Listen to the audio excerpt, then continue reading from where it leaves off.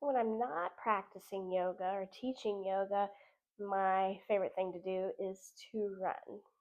I have run many, many miles, completed quite a few half marathons, and my body feels it. And I'm guilty of not stretching as much as I should, um, which um, is silly because I have such a strong yoga practice. So here is a quick mobility flow that you could use anytime after a run or any kind of workout to help balance and cool down and recover. So let's find a comfortable seat. Here we have Sukhasana, crisscross applesauce. Try to make sure that your hips are higher than your knees. I sit on a blanket myself. The reason why, when our knees are higher than our hips, is it's going to cause compression on the lumbar spine, the lower back. It's going to cause a lot of strain, fatigue. Pull your belly in and inhale the shoulders up. Exhale them down the spine. We always start our yoga practice with integration, connecting mind, body, and breath. So we breathe in and breathe out. Breathe in, breathe out. Inhale, exhale. Breath in, breath out. Nice. Now bring your awareness to your neck. Notice how your neck feels. And let's drop the right ear towards the right shoulder. And opening up to the left side of the neck. So this might be just enough for you. And you're probably thinking, what does this have to do with running? It's all connected. Your body is all connected. So we're starting here. Breathe into it. And if you need to, if you'd like to, you can begin to walk out your left fingertips towards the left side edge of the mat. Stay here. Or you can add the right fingertips towards the top of the head, a little bit of a tug. Breathe in. Breathe out. Big breath in. Exhale, release. Let's switch sides. Left ear towards left shoulder. Breathing into the right side. Now, this is when we go from side to side. We begin to cultivate that awareness of balance or imbalance. So how does this side feel compared to the first side? Without judgment. Without judgment. We just cultivate awareness, because maybe we can address and adjust and create balance if need be. Stay here or walk your fingertips out towards the right. Stay here or add a little bit of a tug.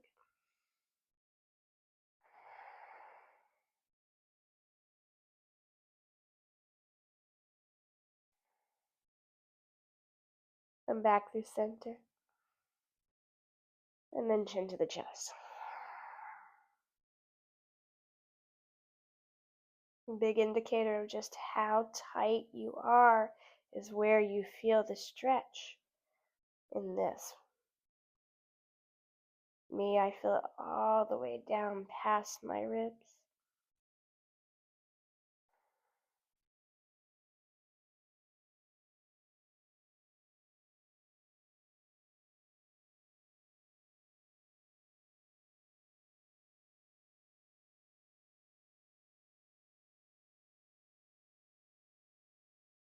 and release. Now we're going to warm up the core a little bit with some trunk rolls. So holding on to your knees, begin to rotate your torso in whatever direction you'd like to go. I always go in a counterclockwise to start. I'm not sure why. Maybe one day I'll change that to disrupt the drift.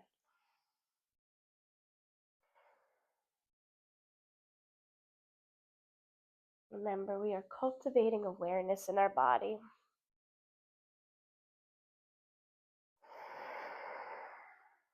So if you're wondering where I'm at right now, Ramsey and I went to a cabin in Hedgesville for a couple of nights.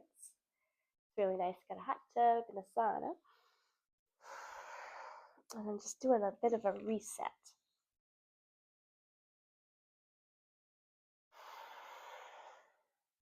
And it's been lovely. And this morning I went for a run, and it's all uphill or downhill. There's no in between. So as I'm doing these rotations right now, I feel it. I'm happy to be doing this mobility flow with you.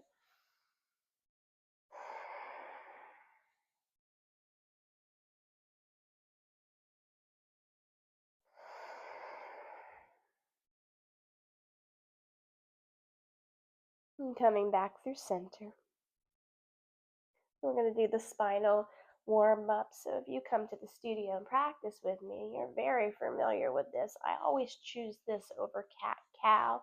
I think coming to your hands and knees can be challenging sometimes. So palms are going to face forward, chest is open, a little bit of a squeeze in the shoulder blades. We're going to inhale, rise, exhale, interlace your fingers. Inhale, flip your palms up. Exhale, draw your shoulders away from the ears. Take a big breath in and take a long breath out. Inhale. Exhale, bring your hands out in front, flip your palms, press your knuckles forward as you drop your chin to your chest. Breathe in. Breathe out. Big breath in. Exhale, release your hands behind you for support. Squeeze your shoulder blades together. Here we're going to come into a chin lock. It's called Jalandhara Bandha. So anytime you hear the word bandha in yoga, it's Sanskrit. It means locks. And the way we do this is imagine that the sides of your neck are drawing towards the wall behind you. The Jalandhara Bandha is going to open up a channel of energy and allow more oxygen to flow through the throat. Breathe in. Breathe out. Big breath in. Exhale, release. Melt forward. Flat back. And when we fold with that flat back, instead of rounding the spine, we're going to take the stretch into the outer hips, not so much into the spine.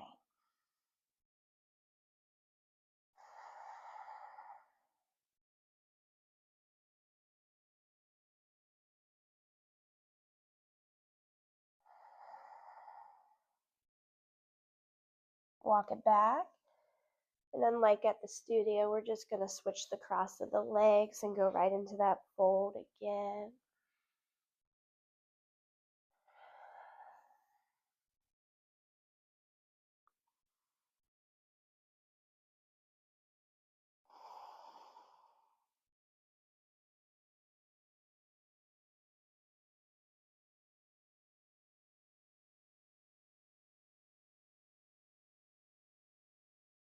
Our yoga practice is that place where we don't need to be in a hurry. We don't need to check our phones. We don't need to look at our watches. Just need to breathe. So come into the butterfly stretch. Baddha Konasana. Soles of the feet together, knees wide. Wrap your hands around your feet. And again, flat back. So shoulders away from the ears. Press your chest forward. Lead with your chin.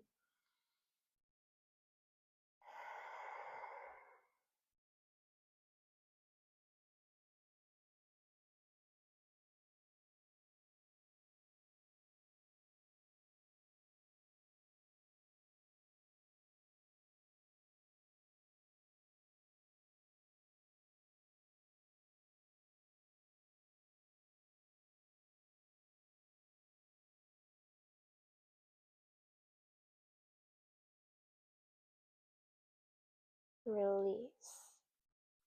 Plant your feet, hands behind you for support. Windshield wiper back and forth.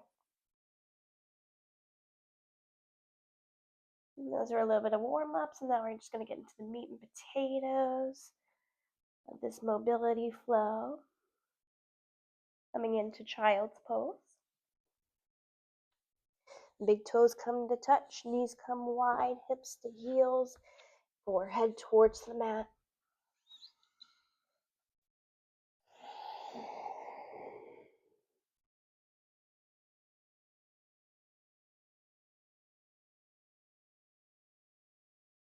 And then from here, pressing into the palms, tuck the toes under, hips to the sky, downward facing dog.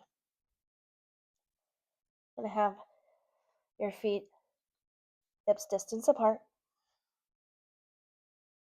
If you'd like to, you can begin to pedal through your feet, walk your dog, press your right heel down, then your left heel down. All at the same time, pressing the floor away from you, more weight into your legs, less weight into your arms. And then we create this another lock called hasta bandhas. Our hands are hastas, bandhas are locks. And we do this by bending through those knuckle bones in our hands and pressing through the finger pads. That alleviates a little bit of pressure from the wrist. Take a big breath in and sigh it out. From here, however many steps you need to, take your right foot between your hands, lower your back knee, and tuck your toes. Low lunge. So some of us may have our back knee right underneath our hip. All depends on the shape of your pelvis, how tight your hips are. You might find that your back knee is more open. And walk your hands up. So what we want to see is the tailbone driving down, straight line of energy. We don't want to see is this. What we want to see is this. Shoulders rolling away from the ears, belly's pulling in and up. And our eyes are wide open. Breathe in. Breathe out. Inhale. Exhale. Breath in. Exhale. Frame the front foot. Shift the hips back. Half split. Flexing through the foot. Draw the toes towards the nose. Inhale. Halfway lift. Flat back. Exhale. Fold and squeeze.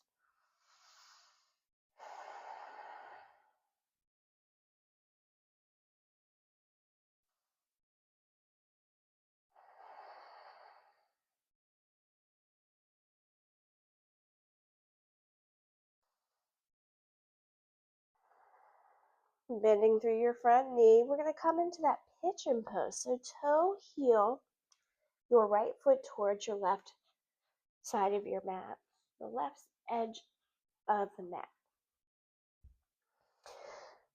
Inhale, lift your heart. Exhale, melt it down. Breathe in. Breathe out. Breath in. Breath out. Inhale. Exhale. Breath in. Exhale it out. Nice work. We're going to find our way back to the other side. So tuck your toes under. Press into the palms. Lift back. Downward facing dog. Notice how much longer your right leg feels now. All because you created space in that right hip.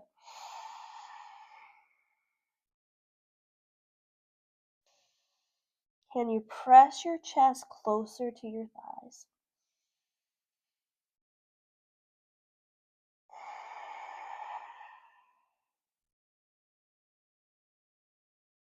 left side, however many steps you need to.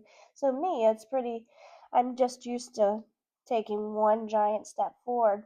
That works for my anatomy, but you might take a couple of steps, and that's totally fine. Totally fine. You might use your left hand to help guide that left leg forward too. Totally fine. Remember your body, your practice. Now decide where your right knee is going to land. And remember, we don't want to see this. What we want to see is this. Send your tailbone down. What happens, that opens up through this pelvis. We spend a majority of our time seated, shortening our hip flexor, overstretching our back body. Well, this action of tucking the tail down is opening through the front of the hip. Stack your left knee over your left ankle, roll the shoulders away from the ears. You can rest your arms wherever you want. And you notice that there was no extension in the arms in this. That is because this is mobility recovery. Anytime you bring your arms above your heart, you can elevate your heart rate, and that's not the intention of this practice. Breathe in and breathe out. Breath in, breath out. Big breath in. Exhale, release. Come into that half split. Shift your hips back. We're working to square the hips. My left hip is so much tighter than my right. I feel it every time. My Joka, say it from time to time. I had to have a Jeep. Well, really, I had to have a 4Runner when I was 18, but I couldn't afford the 4Runner, so I got the Jeep instead. And I could not reach the pedals. Could not reach the pedals as far as that seat went up. And I had a manual transmission, so I overextended my left leg for 5 years. And that was like 27 years ago.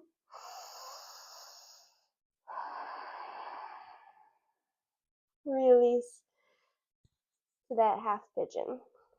So we did that pigeon pose prone, but there's a modification if prone doesn't work for you. A lot of times people go on their back because they're tired, and that's okay, but that's a totally different posture. You can always take it here in seated pigeon instead. Breathe in and breathe out. Inhale, exhale. Take a breath in. And let's let it go.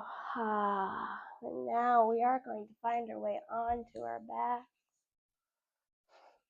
to a supported bridge. So if you have a block handy, I probably should have told you that in the beginning. Grab your block, round your feet, lift your hips.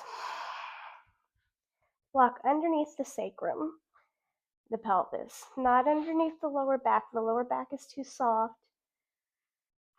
So we want that diamond-shaped bone at the base of the spine. Notice how your hip flexors are open and releasing here.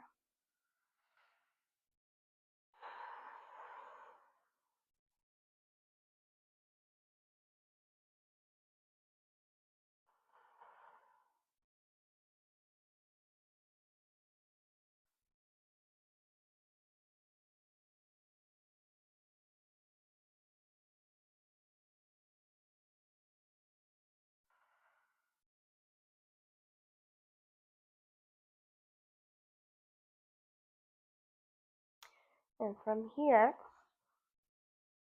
extending your legs up towards the sky for waterfall.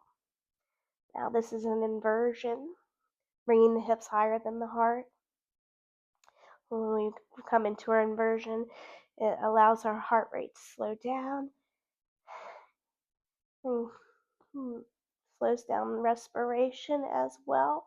and helps to reduce any excess cortisol that might have built up in our practice or in other aspects of our lives.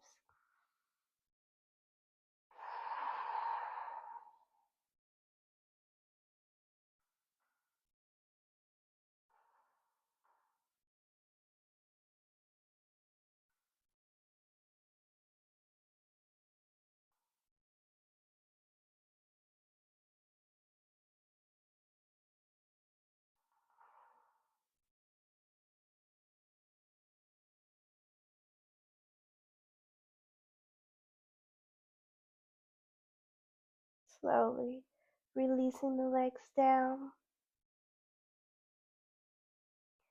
Lift the hips, remove the block, draw the knees into the chest, give them a good squeeze. Maybe happy baby if that's in your practice. It's a vulnerable posture, you know. And when it comes to it, you don't ever have to do any posture. Drop your knees off to the right, gaze over the left shoulder.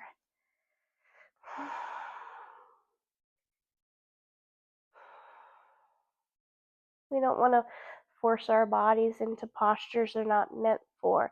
We also don't want to do postures just because we think it's going to please our teachers. Listen to your body and know that the teacher lives within.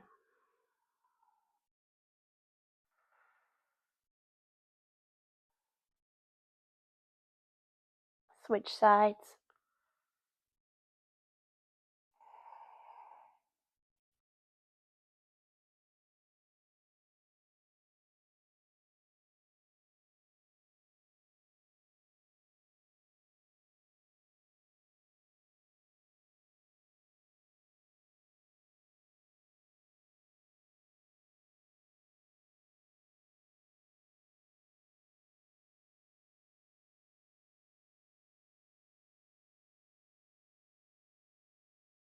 And come back through center.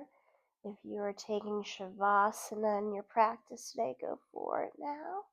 Otherwise, we're going to rock and roll on our spine. And come up.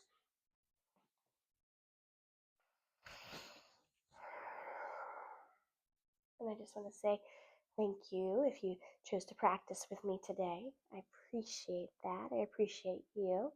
This is a long time coming for me to put myself out there. And I'm so grateful that you decided